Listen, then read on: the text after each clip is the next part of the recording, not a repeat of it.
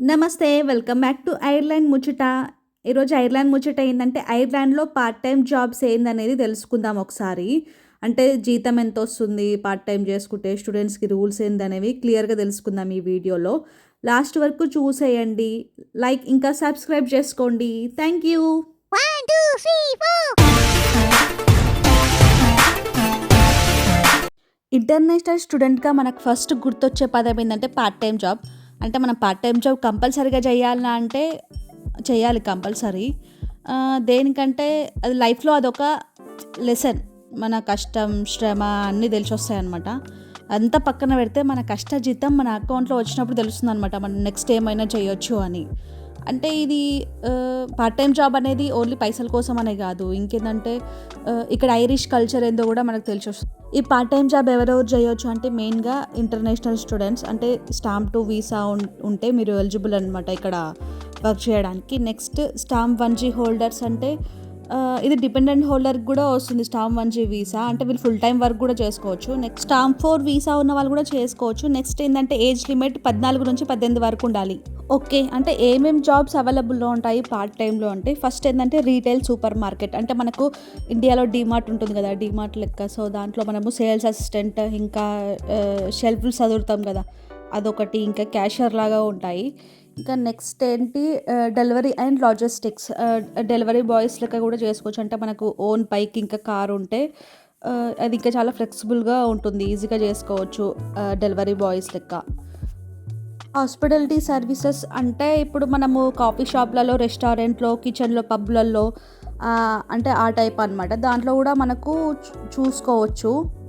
ఇంకా ఎడ్యుకేషన్ పరంగా చూసుకుంటే ఒకవేళ మీకు మంచిగా మేము చదువుతాము మీకు ఆ కాన్ఫిడెన్స్ ఉంటే స్కూల్లో టీచింగ్ కానీ ట్యూటర్ లెక్క ఇంకా లైబ్రరీ అసిస్టెంట్ లెక్క కూడా చేసుకోవచ్చు.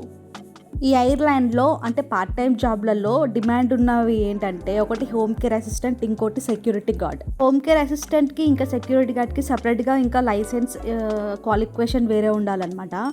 అదేందనేది నేను నెక్స్ట్ వీడియోలో ఎక్స్‌ప్లెయిన్ చేస్తా. పార్ట్ టైమ్ జాబ్‌కి మనకు కావాల్సిన డాక్యుమెంట్స్ ఏందేదో తెలుసుకుందాము.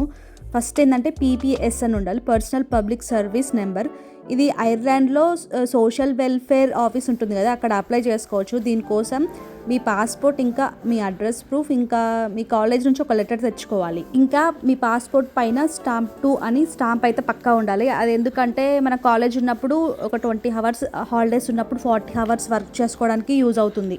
ఐరిష్ స్టైల్‌లో అయితే రెజ్యూమ్ ప్రిపేర్ చేసుకోవాలి. అది ఇంతకుముందు మనం ఏదో ఒక చిన్న స్టోర్‌లో లేకుంటే ఒక షాపింగ్ మాల్‌లో చేసినట్లు ఒక 2 ఇయర్స్ అట్లా ఎక్స్‌పీరియన్స్ అయితే పెట్టుకోవాలి. ఇంకేందంటే అవైలబిలిటీ అంటే మనం మార్నింగ్, ఈవినింగ్, నైట్ షిఫ్ట్స్ అంటే ఏ షిఫ్ట్స్ అయితే అవైలబిలిటీ ఉంటామో అట్లా కూడా మనము రెజ్యూమ్‌లో మెన్షన్ చేసుకోవాలి.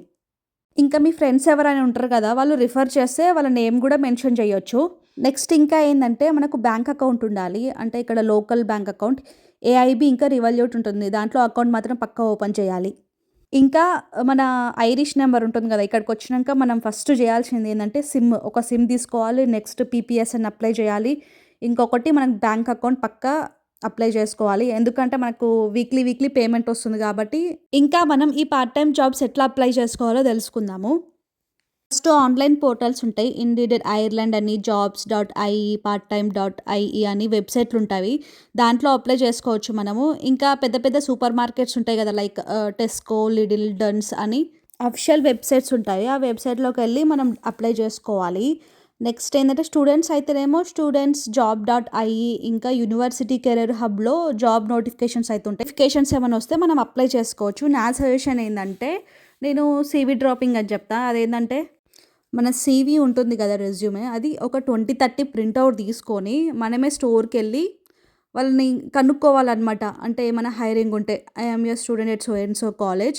నేను ఇట్లా జాబ్ కోసం సెర్చ్ చేస్తున్నాను. ఏమైనా ఓపెనింగ్స్ ఉన్నాయా అని మనమే అడగాలి. అడిగి డైరెక్ట్‌గా మనం స్టోర్ మేనేజర్ లేక డ్యూటీ మేనేజర్‌కి ఇయ్యడం బెటర్. ఎందుకంటే మళ్ళా ఇప్పుడు వెయిటర్ గానీ వేరే వాళ్ళకి ఇచ్చినామనుకో వాళ్ళు ఆ రెజ్యూమ్‌ని ఏం చేస్తారో కూడా తెలవదు మళ్ళీ అందుకే. ఈ సీవీ డ్రాపింగ్‌కెళ్ళినప్పుడు ఏందంటే కస్టమర్స్ లేనప్పుడు పోవాలి. అంటే ఇప్పుడు స్టోర్‌లో అయితేనేమో ఒక మార్నింగ్ టైమ్‌లో వెళ్ళడం బెటర్. అంటే 10-12 ఆ లోపు. అదే రెస్టారెంట్‌లో అయిందనుకో ఒక 2:30-4:30 ఆ లోపు వెళ్ళడం బెటర్. ఎందుకంటే కొంచెం ఆ టైంలోనే కొంచెం వాళ్ళు ఫ్రీగా ఉంటారు. ఇగ లాస్ట్‌కొచ్చే వరకల్లా మనం పేమెంట్ ఎంత అంటే హవర్లీ పే వచ్చేసి 13.50 టు 50 యూరోస్ వరకు ఉంటుందన్నమాట. అదే కేర్ అసిస్టెంట్ ఇంకా సెక్యూరిటీ గార్డ్ ఉన్నారు కదా, వాళ్ళకి హవర్లీ పేమెంట్ వచ్చేసి 15 to 18 యూరోస్ ఉంది. ఇప్పుడు నెక్స్ట్ ఇయర్ నుంచి ఒక 20 యూరోస్ అవుతుంది పర్ హవర్కి అని. ఇంకొకటి ఏంటంటే వీక్లీ మనము పక్కా 20 అవర్స్ చేస్తామని అయితే ఏం లేదు. అంటే ఒక 16 అవర్స్ ఉండొచ్చు.